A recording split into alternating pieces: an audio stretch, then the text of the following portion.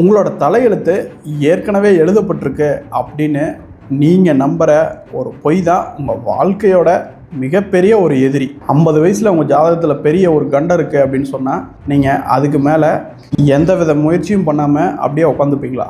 அடுத்த தொழிலில் loss, work போர் அடிக்குது, ஒர்க்கு ஸ்ட்ரெஸ்ஸு, சொந்தக்காரங்க டார்ச்சர் இப்படின்னு எனக்கு மட்டும் ஏன் இந்த பிரச்சனை எங்கேருந்து தான் வந்து நிற்கிது அப்படின்னு தெரியாமல் புலம்பிகிட்ருக்கீங்களா? இது எல்லாமே இந்த பழைய கர்மாவோட விளைவு தான். ஆனால் அதை மாற்றுற அதிகாரம் உங்கள் கையில் தான் இருக்குது.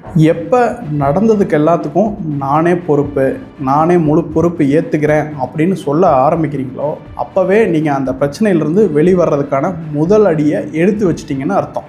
எப்போ இதை விட்டுட்டு உங்களோட கஷ்டத்துக்கு மற்றவங்க தான் காரணம் அப்படின்னு நீங்கள் குறை சொல்லிகிட்ருக்கீங்களோ, இல்லை கடவுள் இறைவன் தான் காரணம், இந்த பிரபஞ்சம் காரணம் அப்படின்னு ஏதாவது சொல்லிட்டு இருந்தீங்க அப்படின்னா உங்களோட அமிக்டலா, மூளையில் இருக்கிற அமிக்டலா பகுதி வேலை செஞ்சிட்ருக்கு அப்படின்னு அர்த்தம். உங்களோட அறிவு பகுதி ப்ரீஃப்ரண்டல் கார்டெக்ஸ் முடங்கி இருக்குதுன்னு அர்த்தம்.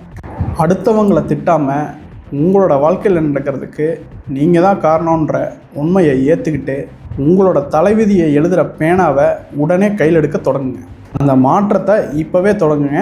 இல்லைன்னா